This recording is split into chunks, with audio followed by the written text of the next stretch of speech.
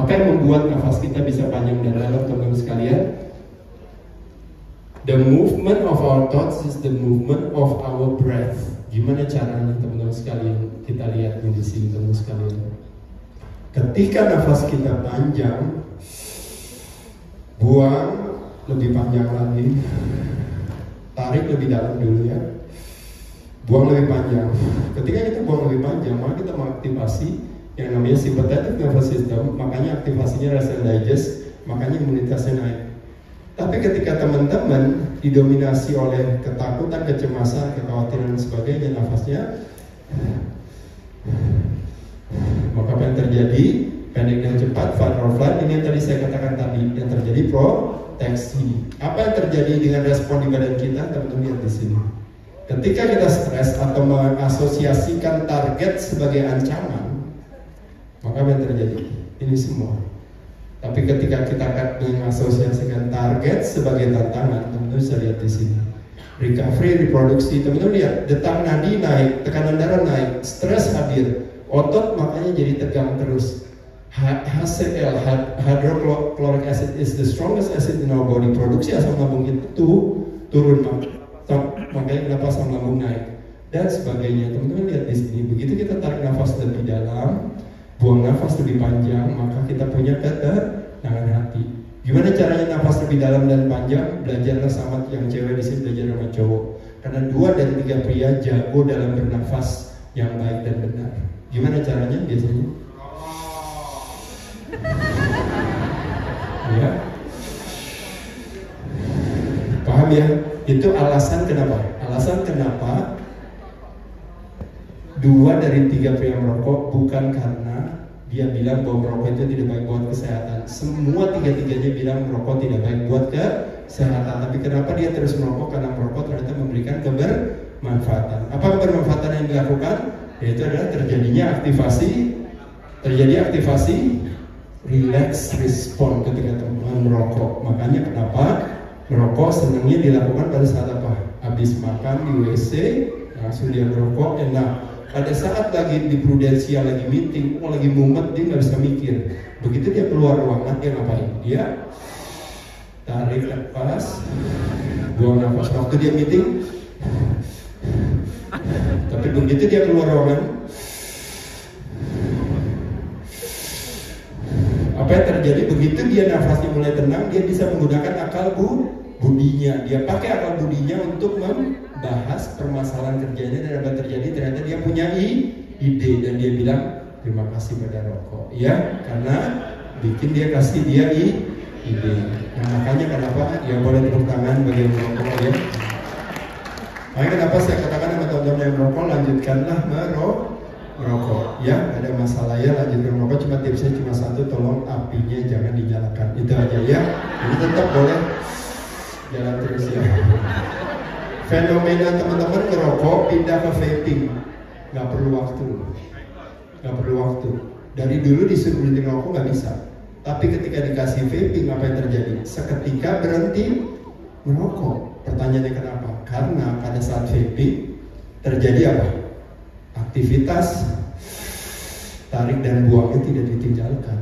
Paham nggak teman sekalian? Jadi di sini saya sebenarnya men-trigger kecerdasan teman-teman untuk bilang bahwa ternyata nanti teman-teman akan sadari apa yang bisa membuat kita mendapatkan ketenangan hati pada saat kita melakukan satu perilaku. Ternyata jawabannya bukan dari rokoknya, ternyata jawabannya bukan dari vapingnya, tapi jawabannya dari tarik dan buang nafas. Dan tarik dan buang nafas kita dapatkan pada saat apa teman-teman sekalian? Pada saat kita tidur, pada saat kita dekat dengan keimunan habis olahraga, pada saat kita dekat dengan keimanan, pada saat kita dekat dengan alam tadi dan sebagainya. Jadi hal itu yang kita bisa lakukan. Setuju? Kalau tepuk tangan dulu. Teman-teman izin di sini, ini cuma mau mengatakan adalah bahwa ini ada satu patung, itu namanya Il Gigante. Teman-teman pernah gak dapat bonus dari Prudensial karena berhasil mencapai target sehingga dikirim ke Italia? Boleh? Udah pernah belum dikirim ke Italia? Belum? Udah ya? Yang udah yang belum ya? Nah, ketika dikirim ke Italia, teman-teman pergi ke satu tempat itu namanya di Florencia. ada satu patung namanya Il Gigante atau dikenal dengan patung David. Patung David ini dibuat oleh seorang seniman Italia namanya Michelangelo. Pernah dengar? Nah, Michelangelo membuat patung David dari mana? Dari apa bahannya teman sekalian? Dari batu marmer. Dari batu marmer dibuatlah patung David. Waktu itu lagi dia bikin itu, Michelangelo pernah ditanya, Michelangelo, gimana sih caranya kamu bisa bikin David sebagus itu? Dari sebuah batu marmer, from satu marble yang gede. Dia bilang, kok kamu bisa bikin David itu? Apa jawaban Michelangelo? Saya tidak membuat David. David sudah ada di dalam batu marmer itu. Apa yang saya lakukan? I only chip away the excess. Saya hanya membuang yang menutupinya. Di dalam batu itu sudah ada David. Apa moral dari cerita ini teman sekalian? There's a David inside all of us. Hanya cuma yang menutupi adalah apa? Yang menutupi kita adalah apa? Kemalasan kita. Yang menutupi kita adalah kesalahpahaman kita. Itu semua dibuka, maka nanti kebaikan atau keagungan dalam diri kita akan terpancarkan. Saya tanya kalau sini yang cowok, teman-teman jujur semuanya, yang cowok mau gak punya six pack? Saya tanya, mau gak punya six pack? Mau angkat tangan yang mau punya six pack? Angkat tangan nih, saya aminin nih langsung. Ya, mau ya semua ya. Nah, boleh tepuk tangan dulu. Ya. Teman-teman, nanti sebelum saya pulang, habis ini saya pulang izin ya, nggak apa-apa ya, boleh pulang ya. Sebelum saya pulang, saya kasih teman-teman hadiah. Selain saya kasih hadiah tadi berdasarkan cerita, saya kasih satu hadiah yang teman-teman gak akan pernah lupa dari saya. Karena ini adalah hadiah yang saya sengaja datang jauh-jauh dari Bandung ke sini. Saya mau kasih hadiah. Hadiahnya adalah apa? Semua tadi teman-teman yang tadi angkat tangan, semuanya saya kasih hadiah. Hadiahnya adalah apa? Hadiahnya adalah six pack. Boleh tepuk tangan dulu. Ya, six pack ya. Hadiahnya six pack apa dari saya? Yaitu adalah saya cuma mau kasih tahu sama teman-teman. Teman-teman di sini semua saya tanya, siapa yang mau punya six pack? Semua angkat tangan. Nah, saya kasih good news-nya adalah apa? Ternyata apa? Ternyata kita semua sudah punya six pack. Boleh tepuk tangan dulu dong ya. Dan kita semua sudah punya six pack ya. Cuma ada yang kelihatan, ada yang enggak kelihatan. Paham ya teman-teman sekalian? Nah, apa yang dilakukan oleh orang yang enggak kelihatan six pack-nya? Ingat kata Michelangelo, yaitu adalah I only chip away the excess, buang yang menutupinya. Setuju ya teman-teman ya? Jadi pulang teman-teman semua, wah gila ternyata saya punya six pack ya. Gitu. Jadi maksudnya ini teman-teman sekalian. Jadi teman-teman sekalian, izin sekali lagi ya, ini yang teman-teman dalam hal kerja, ya dalam hal saya juga berkarir, dalam hal saya juga dalam kesehatan teman-teman. Ada istilah yang mengatakan teman-teman, yuk mau cari sehat di luar bisa, cari sehat dari dalam. Kita di dalam ini punya kekuatan yang luar biasa teman-teman sekalian. Saya yang saya katakan teman-teman sekalian, bahaya terbesar bukan kita punya cita-cita tinggi dan kita tidak mampu meraihnya.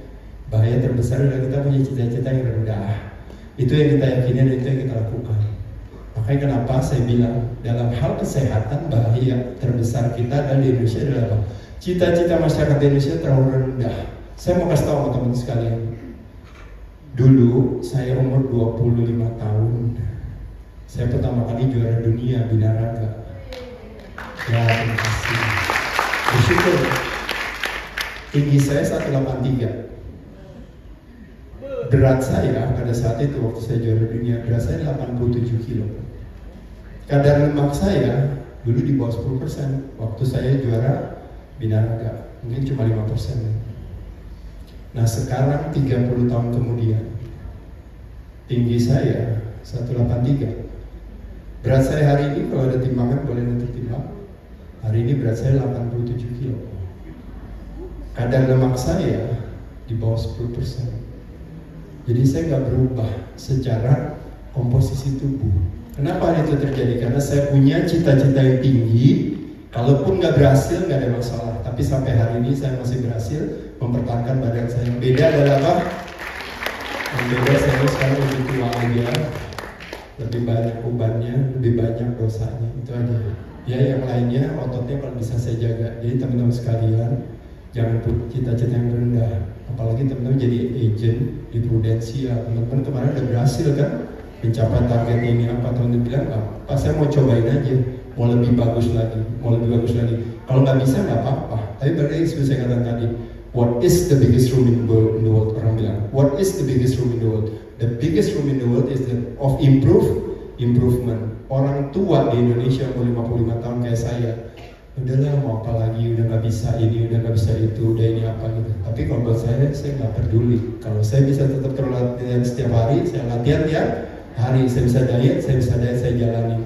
Kalaupun juga jelek udah tua, nggak ada masalah juga. Tapi saya punya cita-cita yang tinggi. Jadi teman-teman juga kita usaha aja terus ya teman-teman, setuju ya? Walaupun juga nggak kaya, nggak berhasil, nggak apa-apa. Ya kita jalani.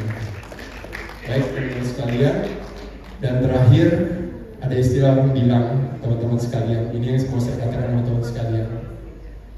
Saya ya sebagai teman-teman sekalian, sebelum pulang kita sama-sama, yaitu adalah orang yang umurnya paling panjang adalah bukan orang yang paling kuat. It's not survival of the fittest. Tapi orang yang umurnya paling panjang adalah orang yang paling bijaksana terhadap dirinya dan orang lain. It's survival of the wisest. Artinya apa teman sekalian?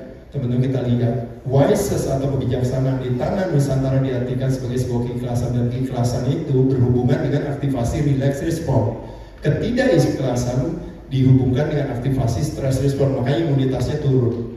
Menghadapi sebuah tantangan, nah ini teman-teman sekalian ya, tantangan target ataupun apa, ketidakpastian akan masa depan, ketika kita tidak ikhlas akhirnya terjadi ketakutan, kekhawatiran, kecemasan. Menghadapi sebuah kegagalan kita jadikan sebagai penyesalan kalau kita tidak ikhlas.